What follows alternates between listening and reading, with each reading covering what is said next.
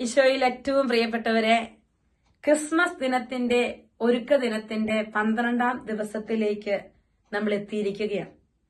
ഇന്നേ ദിവസം ഈശോ നമുക്ക് ചിന്തിക്കാൻ ഒരു വചനം തരികയാണ്. നമ്മുടെയൊക്കെ ശരീരത്തില് ഏറ്റവും പ്രധാനമായ ഒരു ഭാഗമായി സുവിശേഷം നമ്മളെ പരിചയപ്പെടുത്തുന്ന ഒരു കാര്യമുണ്ട്. കണ്ണ് ശരീരത്തിന്റെ വിളക്ക്. ലൂക്കായുടെ സുവിശേഷം 11ാം അധ്യായം 33 മുതൽ 36 ഉള്ള വചനങ്ങളുടെ ഹെഡിങ്ങിലായി എഴുതി വെച്ചിരിക്കുകയാണ് കണ്ണ് ശരീരത്തിന്റെ വിളക്ക്. എന്നിട്ട് 34ാമത്തെ വചനമാണ്, കണ്ണാണ് ശരീരത്തിന്റെ വിളക്ക്. കണ്ണ് കുറ്റമറ്റതെങ്കിൽ ശരീരം മുഴുവൻ പ്രകാശിക്കും. കണ്ണ് ദുഷിച്ചതെങ്കിൽ ശരീരം മുഴുവൻ ഇരുണ്ടുപോകും. നിന്നിലുള്ള വെളിച്ചം ഇരുളാകാതിരിക്കാൻ സൂക്ഷിച്ചുകൊള്ളുക. പ്രിയപ്പെട്ടവരെ, വലിയ ഒരു വചനമാണ് ഈശോ ഇന്ന് നമ്മളോട് പറയുക. നമ്മുടെയൊക്കെ ജീവിതത്തിലെ ഈ കണ്ണിന്റെ വെളിച്ചമാണ് പലതിനെയും കാണാനും അളക്കാനും നിരൂപിക്കാനും ഒക്കെ നമുക്ക് സാധിക്കുന്നത്. നമുക്ക് തന്ന ഈ കണ്ണ് എത്രമാത്രം നന്മയുള്ളതാണ്. നന്മയാണോ കാണുന്നത്?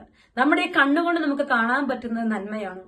ഒരുപക്ഷെ ഒരു വീഡിയോ കാണുന്നതിനെ കുറിച്ച് മാത്രമല്ല ഞാൻ പറയുക, മറ്റുള്ളവരുടെ നന്മയെക്കുറിച്ച്, മറ്റുള്ളവരുടെ കുറവുകളിൽ കണ്ടവരെ സഹായിക്കാൻ പറ്റുന്ന സഹാനുഭൂതിയുടെ, കരുണയുടെ, അവരെ രക്ഷിക്കാൻ പറ്റുന്ന ധൈര്യത്തിന്റെ ഒക്കെ ഒരു കണ്ണ് നമുക്കുണ്ടോ?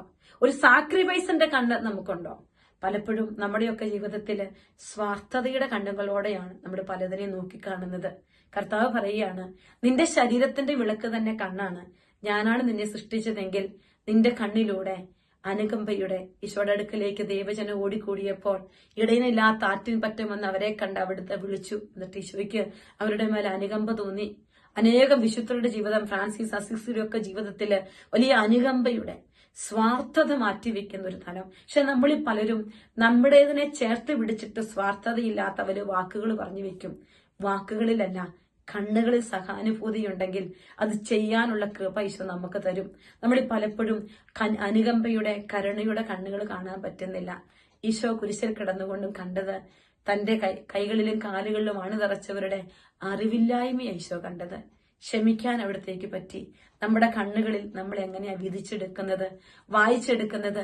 ഈ പുൽത്തൊഴുത്തിൽ പറന്ന യേശുവിനെ ആരാധിക്കാൻ ഞാനും നിങ്ങൾ ഒരുങ്ങുമ്പോൾ കർത്താവ് ഇന്നേ ദിവസം വിശുദ്ധിയുള്ള കണ്ണുകളോടെ, വിശുദ്ധിയോടെ മറ്റുള്ളവരെ നോക്കിക്കാണാൻ, സഹാനുഭൂതിയുള്ള കണ്ണുകളോടെ അവരെ സഹായിക്കാൻ, ഈശോയെ സാക്രിഫൈസ് ഉള്ള ഒരു കണ്ണുകളോടെ മറ്റുള്ളവർക്ക് വേണ്ടി സ്വയം ത്യജിക്കാൻ ഒരു കൃപ എനിക്ക് തരണം ഈശോയെ. അങ്ങാണല്ലോ അതിനായി എന്നെ പ്രേരിപ്പിക്കുക. എന്റെ കണ്ണ് വലിയൊരു കൃപയുടെ കണ്ണായിട്ട് മാറണം. ഈശോയെ കണ്ടെത്തുന്ന, ഈശോ ഒളിഞ്ഞിരിക്കുന്ന സ്ഥലങ്ങൾ ഒത്തിരിയുണ്ട് പ്രിയപ്പെട്ടവരെ നമ്മുടെ ചുറ്റുപാടുകളില്. നമ്മുടെ പ്രിയപ്പെട്ടവരുടെ കൂട്ടത്തിൽ പോലും ഈശോ പലപ്പോഴും ഒളിഞ്ഞിരിക്കുകയാണ്.